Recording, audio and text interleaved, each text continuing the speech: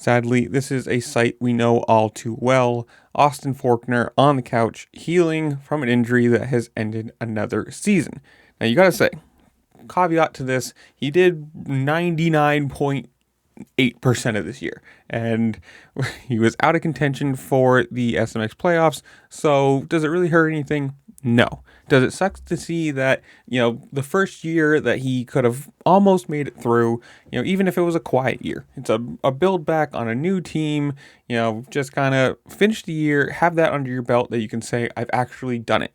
I've finished everything without being injured and just made it all the way through. Off season can just be about training and not healing.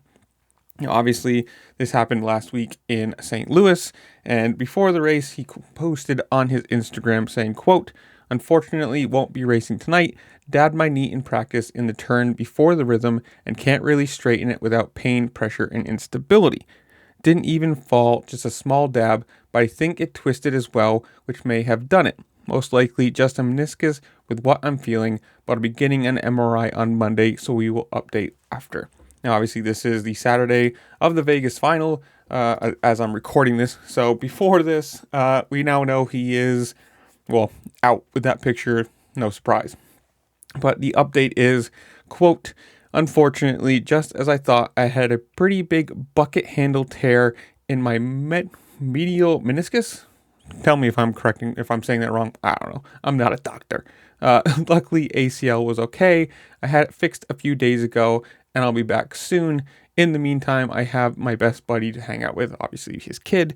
And you gotta say, in the overall scheme of injuries that have ended a year for him, this is not the worst one in the world. It's not the greatest thing in the world, but it's better than, broken backs and everything else he's had to deal with. It just sucks. I mean, obviously, you'd want to see him finish a whole year, even if he's not in championship contention, even if he's not the fastest guy, just to have that little bit to say, I can do this, I can race and not be injured and be done. Sucks. And I don't know. It's one of those sad things. I mean, you think at one point he was racing Jet Lawrence for a title in the 250 class. And you look where Jet Lawrence is now. He's already in the 450s, has been there for a few years, and he's, winning titles up there. As of right now, Forkner is 27 years old in the 250 class, in the feeder class, whatever you want to call it. At some point you got to say, yes, super talented, absolutely, on his day, one of the, if not the fastest guy on track. Also, kind of made of glass. And, it sucks to see. Some people just have these careers where injuries derail everything. No matter how good they are, how talented, how fast, things just don't go their way, or it's, the constant missing of races and points, which takes you out of championships. And, you just never get the full realization of who somebody could be or what they could have been as a racer, and it's not exactly a great thing. I mean, obviously, you never want to see somebody get injured. From a human side of things, you never want to see anybody be hurt and, not be able to do what their job is or what they love or whatever you want to call it.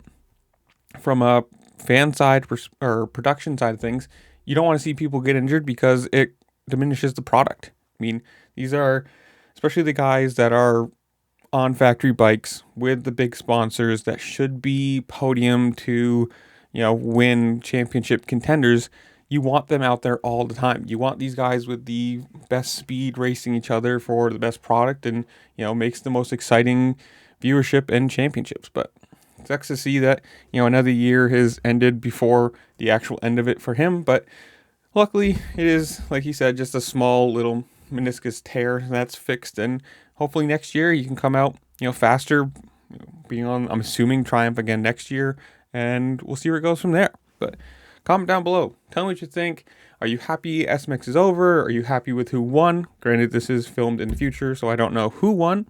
I'm going to assume Jet Lawrence and Joe Shimoda. That's my guess from the future.